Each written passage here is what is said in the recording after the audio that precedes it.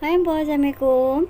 Okey, untuk hari ni Cik nak ceritakan dekat Ampa tentang satu lagi kisah seram berkaitan tentang ilmu hitam ataupun ilmu sihir. Boleh juga disebut telur ataupun ilmu pelet. Yang mana telah pun dikenalkan pada seorang perempuan yang dia ni adalah seorang peniaga kedai makan.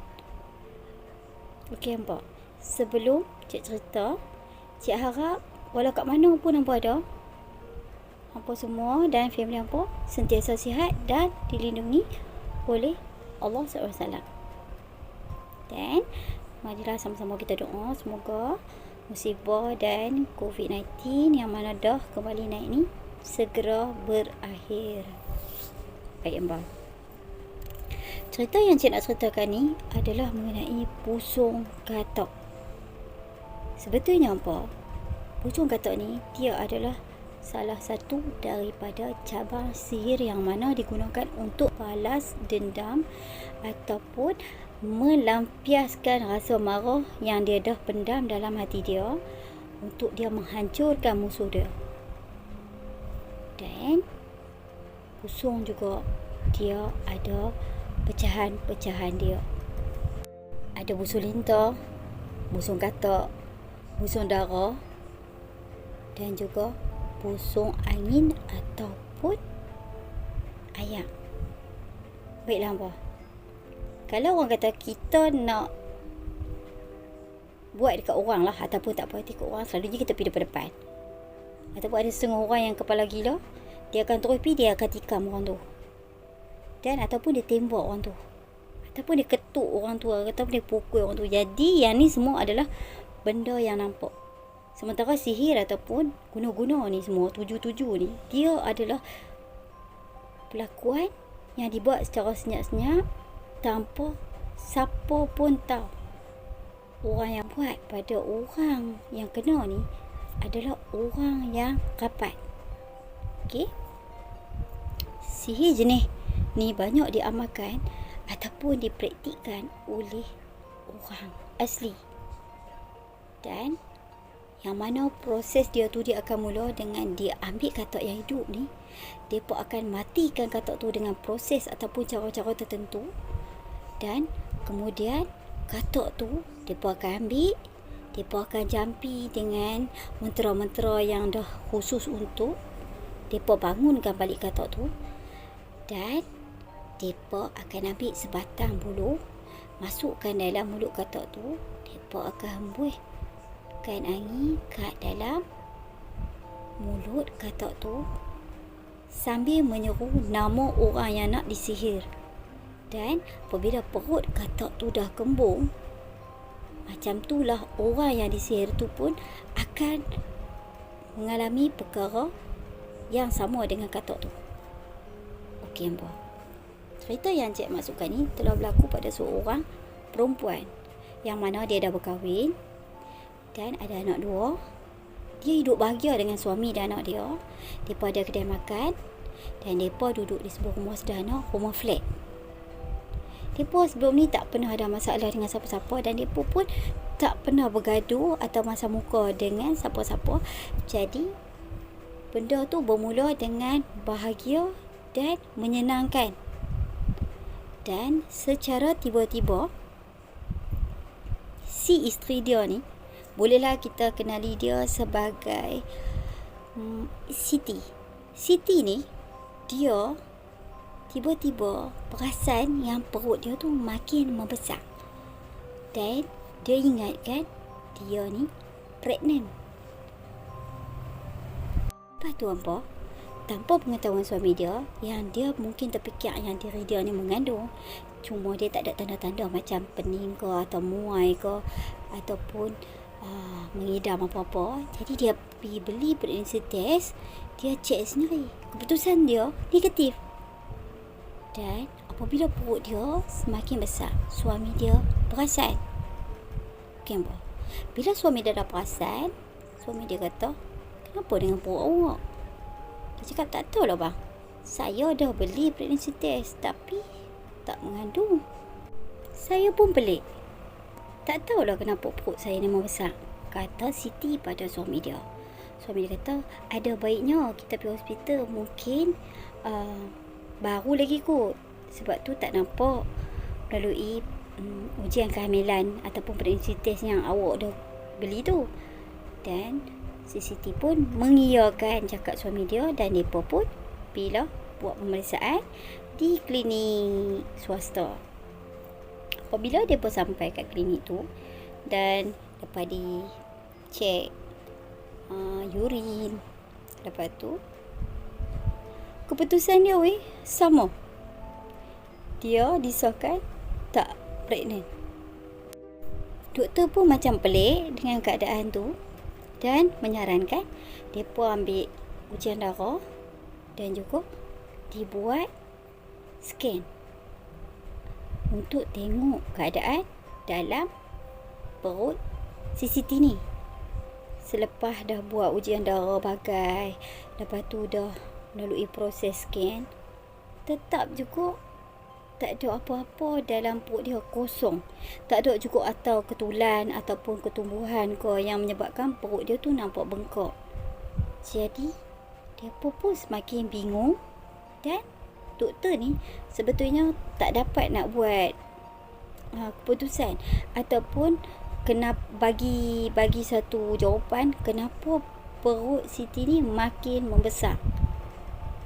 Dia sebetulnya macam tension lah, dan macam tertekan juga apabila orang-orang sekeliling ni dah perasan akan saiz perut dia tu, dan mereka mulalah duk jarum ataupun bertanya, Siti, hang mengandung ke? Hang mengandung ke lah ni? Kan? Jadi untuk nak bagi makcik-makcik bawang ni ataupun netizen-netizen kat situ yang tak mau question banyak ataupun panjang-panjang, dia pun macam senyum-senyum je. Dia kata terima kasih. Kalau dia ucap katanya, dia kata terima kasih sebab dia tak nak panjangkan cerita tu, dan dia pun tak mau nak bagi orang ni tahu. Nak bagi orang tahu masalah yang dia tanggung. Dia tak cerita kat siapa, hanya dia dengan suami dia je yang tahu. Okey, hampa. Sebetulnya dia perasan. Okey, dia dah lama perasan yang diri dia ni mula jadi macam lemah. Bila perut dia tu semakin membesar, sampailah kelihatan macam orang hamil 7 bulan. Dia akan jadi macam lemah, badan dia sakit-sakit, biso-biso, dan dia akan rasa yang perut dia ni mengerah dan sangat-sangat sakit sampai dia tak tahu nak cakap macam mana apa. Dia tak tahu nak bercakap, dah sampai dia terpaksa menjerit, dan kadang-kadang ni sampailah dia terpaksa merangkak sebab dia tak boleh nak berjalan. Sampai ke tahap dia merangkak untuk nak panggil suami dia ataupun apabila dia terkena serangan tiba-tiba oleh penyakit tu. Dan apa tahu, mereka dah banyak habiskan duit pergi berubat sana sini hanya untuk nak sembuhkan si Siti ni. Sampailah mereka pergi ke Indonesia, negara jiran kita ni, hanya untuk nak cari orang yang betul-betul ampuh ataupun orang yang betul-betul pandai untuk nak mereka ubat lah tentang penyakit dia ni. Sebetulnya si Siti ni dia tak tahu yang dia ni dah kena busung katak.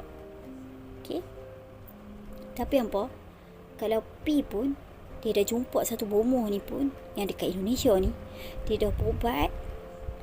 Apa tahu tu tengah berubat ni sampai sejadah yang digunakan untuk dia duduk ni boleh terbakar, dan daripada mulut dia ni keluar darah yang banyak. Kemudian perut dia tu macam susut sikit, dan apabila dia berbalik mai ke sini, perut dia kembali membengkak.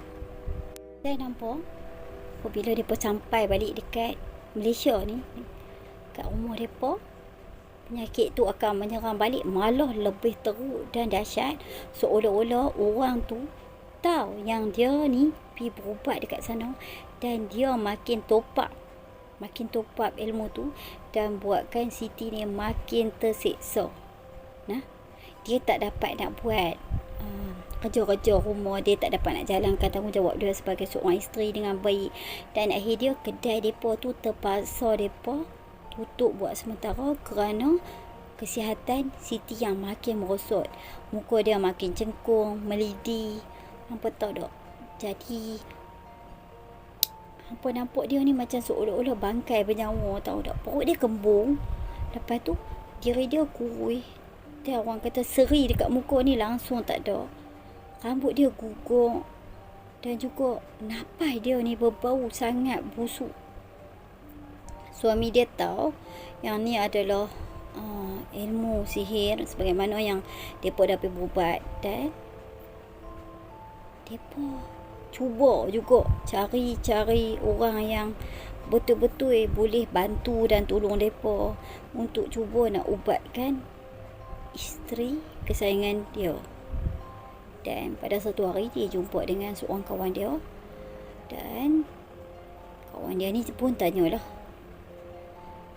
kenapa kedai dia lama tak buka.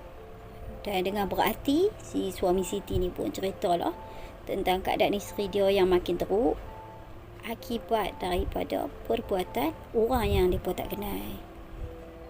Oleh kerana si kawan suami Siti ni, dia ada kenal seorang ustaz, dan dia pun kata, tak apa, aku ada kenal seorang ustaz ni, hang cuba pi ataupun call dulu ustaz ni. Dia pun bagi nombor telefon ustaz yang kita boleh namakan dia Ustaz Hamid.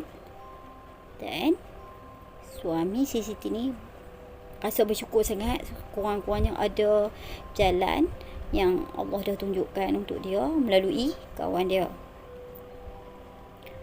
Baiklah apa, dia pun balik ke rumah, bagi tahu kat bini dia, minta persetujuan dulu. Dan isteri dia kata tak apa, macam mana pun tak apa, dia sanggup sebab dia tak tahan dah. Dan hampa tahu, waktu penyakit tu nak serang dia, muka dia ni akan jadi seolah-olah macam biru ataupun lebam, dan mata dia ni akan jadi kabung dan buta, dia jadi tak nampak.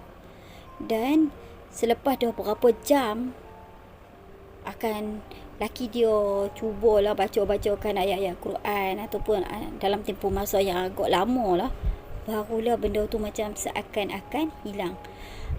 Seolah-olah ada waktu-waktu tertentu si bomoh yang menjadi pertaraan sihir antara orang yang buat tu, dia akan tunaikan ataupun dia akan ada time-time, certain time ni dia akan makin tingkatkan ilmu tu dekat Siti ni. Jadi pada waktu-waktu tertentu Siti ni akan sakit dan kemudian hilang. Lepas tu ada certain time lagi dia sakit. Jadi dia akan berulang lah sampai si Siti ni meninggal dunia. Begitulah sebelum ni kata-kata daripada bomoh-bomoh yang dukun-dukun yang mereka dapi, yang orang yang hantar ilmu ni kat Siti ni, dia nak Siti mati. Tapi dia tak mau bagi mati secara on the spot. Dia nak Siti ni menderita dulu. Dan Siti masih ingat lagi kata-kata mereka kata orang yang buat kat dia ni adalah orang yang paling dia kenal dan paling baik dengan dia. Lepas tu hampa, si suami dia ni pun kontak lah Ustaz Hamid tu, tetapkan masa, dan mereka pun janji yang mereka akan pergi pada waktu-waktu yang dah mereka janji tu nanti. Apabila sampai hari yang mereka dah persetujui, pergilah mereka dua ni kat tempat Ustaz Hamid. Dan apabila hampa tahu dia nak sampai tu kat rumah Ustaz tu, kaki dia ni seolah-olah tak boleh nak langkah masuk sewaktu suami dia duk bagi salam. Mata dia tiba-tiba jadi meliak dan nafas dia seolah-olah tersekat macam tak ada nafas tu. Dan dekat tangga rumah tu dia terus dirasuk. Ustaz Hamid pun dengan segera suruh cepat-cepat suami dia masuk isteri dia ke dalam rumah. Dan dekat situ Ustaz ni pun bacakan ayat-ayat suci Al-Quran. Dan ambil air, suruh suami dia lapkan ke muka isteri dia yang dah pun bertukar menjadi lebam. Dia meracau dalam bahasa yang mereka tak faham dan dia meronta-ronta dengan kasar. Tenaga dia tu mengalahkan orang lelaki dan juga bukan tenaga untuk seorang. Maksudnya tenaga tu seolah-olah dia tu 4-5 orang. Kederat dia tu. Okey. Selepas dah disapu dengan ayat, dah dibaca-bacakan ayat Quran, dia okey. Dia tenang dan ustaz ni pun meneruskan lagi bacaan-bacaan dia dan ruqyah-ruqyah tertentu yang dah dihaskan untuk ilmu busuk ni. Dah semakin teruklah si Siti ni melawan. Dia berpusing-pusing dekat atas lantai rumah Ustaz Hamid ni, berputak-putak sambil tangan dan kaki dia terangkat dalam bentuk rupa katuk yang dalam keadaan terlentang. Atau dok katuk pergi terlentang, kaki katuk tu kan dia akan macam, dia akan duduk macam rekod macam tu kan. Jadi si Siti ni dalam posisi dan keadaan yang macam tu. Seolah-olah dia kesakitan yang amat sangat. Lepas tu dia pun tenang. Ustaz tu kata ada banyak lagi sesi-sesi rawatan yang perlu dia mai untuk nak keluarkan habis ilmu yang ada dalam badan dia. Dan selepas dia beberapa bulan mereka dengan tekunnya ikut jadual yang dah mereka ni, dan setiap kali pergi tu, setiap kalilah ada benda-benda baru yang jadi dekat dia. Seolah-olah benda ni macam melawan ataupun menentang kuasa Ustaz Hamid, ataupun cuba nak blok lah bagi si Siti ni tak berjaya dirawat. Macam-macam dugaan dan macam-macam macam-macam halangan lah yang dia cuba buat. Dan akhir dia tiap kali pi tu dia si Siti ni akan muntah dan keluarkan benda-benda yang kotor, macam benda-benda yang orang kata busuk. Seolah-olah isi perut dia tu, yang ada dalam perut dia tu keluar. Dan perut dia pun semakin hari semakin kempih weh. Dia tak kembung dah. Dan alhamdulillah selepas nak cecah 4 bulan lebih macam tu, Siti pun pulih.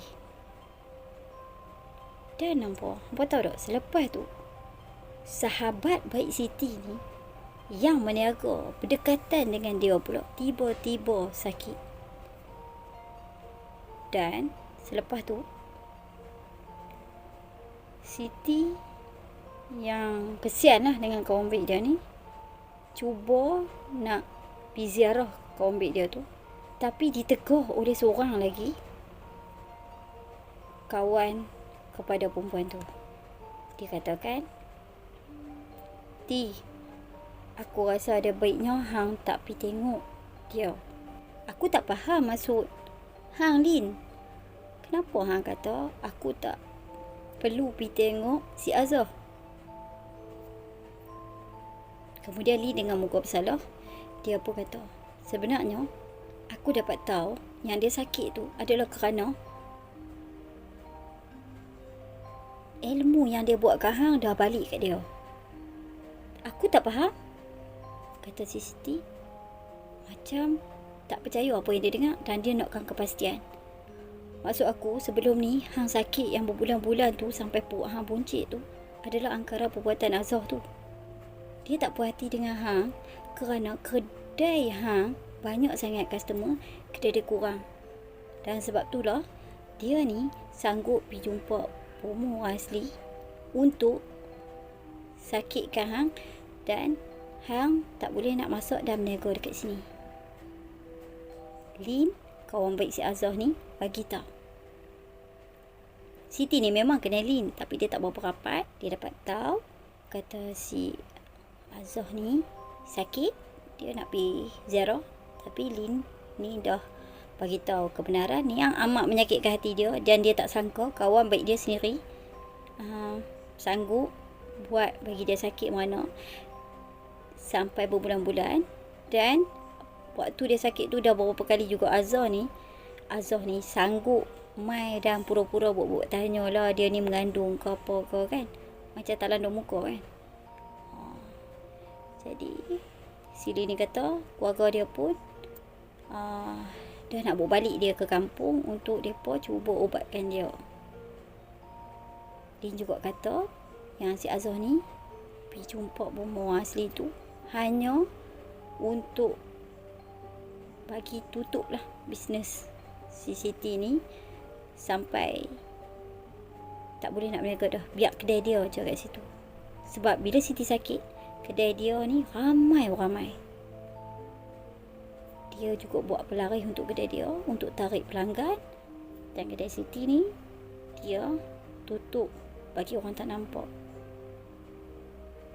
Sejauh tu nafsu dengki orang ni yang akhirnya membawa akibat untuk diri dia sendiri. Dia cuba nak membunuh orang dengan cara yang tak elok, gunakan bom asli, tapi akhirnya ilmu tu berbalik kat dia dan dia pula yang menanggung sakit. Kenapa? Untuk cerita macam ni, aku sebetulnya memang tak suka ataupun tak menyokong mana-mana orang yang gunakan alasan dia tak puas hati dengan orang lain. Tak kira lah daripada segi pasangan ke atau benda ke atau daripada pekerjaan. Sebab dengki ataupun perasaan tak puas hati manusia ni dia banyak. Ada yang tak boleh tengok hampa senang, ada yang tak boleh hampa lebih pada dia sikit, tak boleh ada anak ramai, tak boleh ada lelaki segok, tak boleh ada kereta besar. Okey, jadi boleh kerana dia tak ada macam hampa ada, dan dia akan cuba jatuhkan hampa. Jadi berhati-hatilah. Sebab itulah kita tak disarankan terlalu menunjuk apa yang kita ada ni dekat media-media sosial. Kerana dipercayai orang-orang yang tertentu ni dia akan buat sesuatu yang tak elok pada kita tanpa kita sedar. Dan yang lebih menakutkan, orang yang nak buat kat kita ni adalah orang yang rapat dengan kita. So hampa next time siapkan cerita-cerita lain pula. Harap hampa dapat klik subscribe, like dan juga komen. Okey hampa, bye, assalamualaikum.